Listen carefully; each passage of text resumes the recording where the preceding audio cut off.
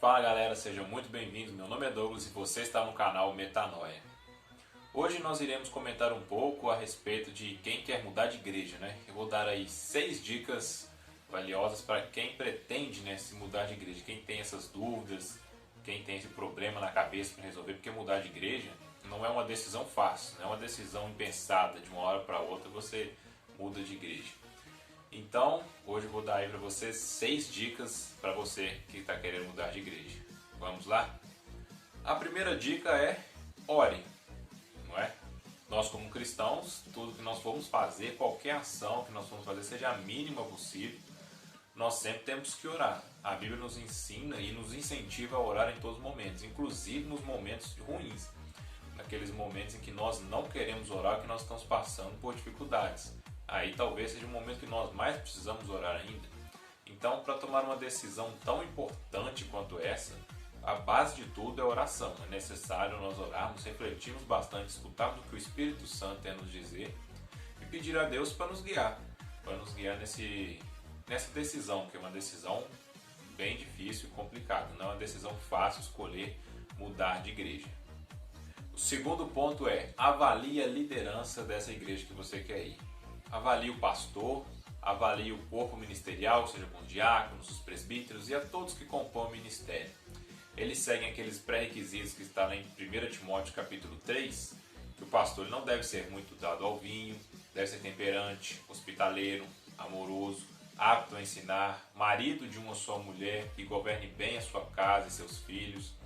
Não só o pastor, lá em 1 Timóteo também fala para os diáconos, e todo o corpo ali ministerial tem que ter esses requisitos para poder exercer a função da igreja.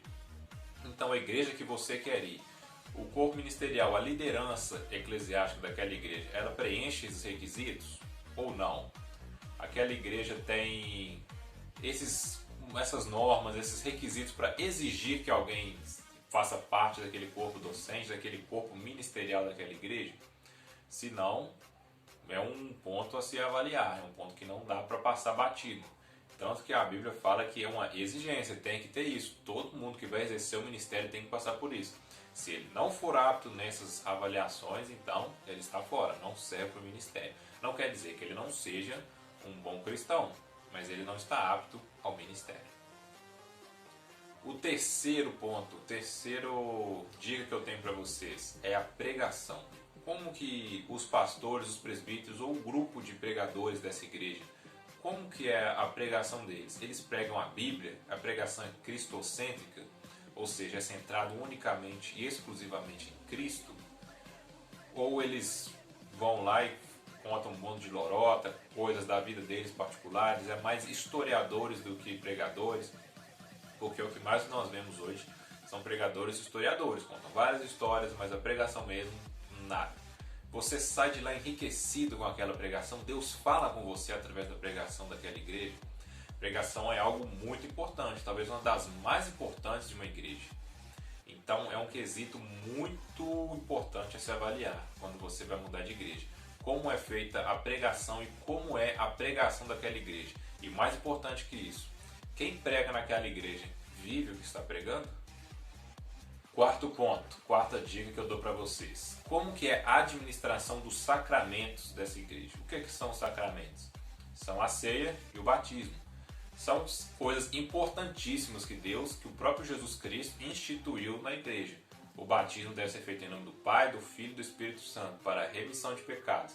Aquela pessoa deve confirmar através do batismo e confessar com seu coração e publicamente que só Jesus Cristo é o Senhor da vida dela. Isso é uma coisa importantíssima, a administração dos sacramentos. E a ceia do Senhor, ela é como está lá em 1 Coríntios, que fala que é uma bagunça danada, as pessoas iam lá mais para comer e fazer baderna do que para ceiar. Como que é a ceia dessa igreja? É um corpo unido, uma comunhão unida ali, todo mundo participando, confessando seus pecados uns aos outros, confessando seu pecado a Deus, participando com alegria da ceia do Senhor, do pão e do vinho. Como que é feito isso nessa igreja? Os sacramentos é uma coisa importantíssima e é algo que você deve levar muito em consideração quando for pensar em mudar de igreja. Quinta dica que eu dou para vocês é como que é a administração da disciplina dessa igreja. algo que está muito raro nos dias de hoje é a questão da disciplina. Quando alguém é pego em algum pecado grave na sua igreja, que sim, a diferença de pecados, nós podemos falar disso depois. Se vocês quiserem que nós falamos sobre se existe pecado, pecadinho, pecadão, são todos iguais, comenta aí embaixo para a gente saber. Mas sim, existem diferenças de pecados. E como que é feita a disciplina nessa igreja com relação a pecados graves, pecados que até no meio da sociedade são mal vistos?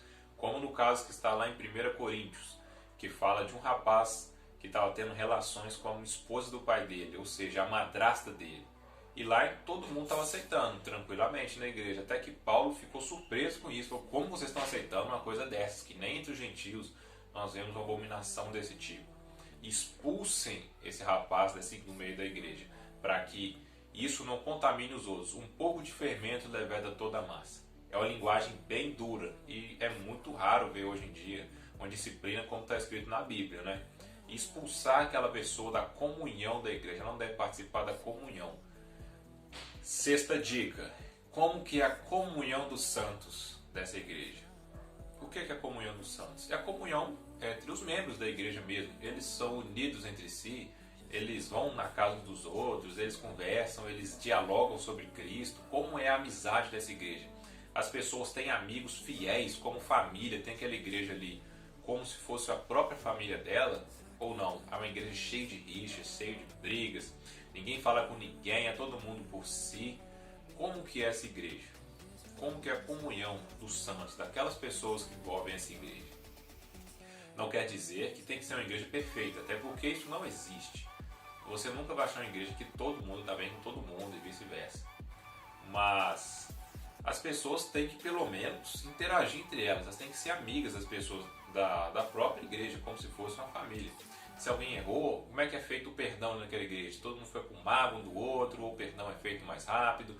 Como que o pastor e a liderança dialogam com essas pessoas que estão em rixa? Eles deixam passar, fingem que não estão vendo, ou tentam amenizar, tentam juntar aquelas pessoas ali de novo, com paz e amor. Isso é uma coisa importantíssima, como que é a comunhão nessa igreja. Uma dica extra que eu dou para vocês, essa vale ouro. Se você está numa cidade, está numa igreja que não é bíblica, uma igreja que não prega aquilo que Deus ensina, que prega coisas e devaneios do próprio pastor, então você quer mudar de igreja, mas nessa cidade não tem uma igreja bíblica, você já procurou, você mora numa cidade pequena e não há uma igreja bíblica ali perto, que tem todos os requisitos que eu disse. O que fazer então? Primeira dica que eu dou, veja se tem alguma igreja próximo nas cidades próximas aí da sua casa. Mesmo que você não tenha condições financeiramente ou de tempo mesmo para poder ir na igreja com muita frequência, é melhor ir à igreja uma vez a uma semana, uma vez a cada 15 dias ou até uma vez no mês, do que ir numa igreja ruim, não é? E se nem nas cidades vizinhas tem uma igreja boa, uma igreja bíblica, o que eu faço então? Qual que é a minha dica para você? A minha dica para você é: junte umas pessoas que você conhece, seja na sua casa, seus parentes ou alguns amigos próximos, que também se sentem incomodados com isso, de não ter uma igreja próxima, e façam uma igreja ali vocês também, na sua casa, na casa de algum parente, em algum lugar. Isso não é o certo, não estou dizendo que você tem que manter isso, não é o ideal, não tem que manter isso para o resto da vida. É só enquanto vocês não têm condições de ir para uma outra igreja, para vocês não ficarem sem comunhão, sem uma boa administração da palavra de Deus, sem orações, sem cânticos, único ali vocês mesmos, criem uma igrejinha e vão fazendo isso. No Antigo Testamento, no Novo Testamento, Paulo fala muito a respeito disso. Não só Paulo, mas as igrejas ali no Antigo Testamento, na verdade, não tinham templos físicos, até porque eles sofriam perseguições. As igrejas ali eram em casas de amigos. Eles se reuniam em casas e ali administravam os sacramentos, pregavam a palavra de Deus, cantavam hinos e por aí vai. Isso não é o ideal no nosso dia hoje, mas é melhor não ter o ideal, né? Melhor não comer por enquanto. Parafraseando, é melhor não comer do que comer uma comida podre, não é? É melhor fazer uma igreja ali na sua casa, por enquanto, do que ir numa igreja que não é bíblica, uma igreja que vai estragar a sua fé. vai estragar sua confiança e sua fé em Deus e tudo aquilo que você acredita e preza na Bíblia. Então, fique ali com seus amigos, com seus parentes, façam ali uma comunhão entre vocês e sempre orem a Deus, supliquem a Deus para que Ele envie uma igreja para vocês, para que Ele envie, às vezes, quem sabe um pastor, para que vocês fundem a sua própria igreja, um pastor bíblico, alguma coisa parecida. Ou então que Deus abençoe vocês, que vocês consigam mudar de cidade e frequentar uma igreja bíblica. Mas enquanto isso não é possível, faça dessa maneira, porque é melhor ficar sem comer do que comer uma comida podre. Então, essas foram as minhas 6 dicas, mais uma de brinde para você que está pensando em mudar de igreja. Então, gostou do nosso conteúdo? Então se inscreva no nosso canal e nos siga também nas nossas redes sociais. Deus abençoe você e até semana que vem.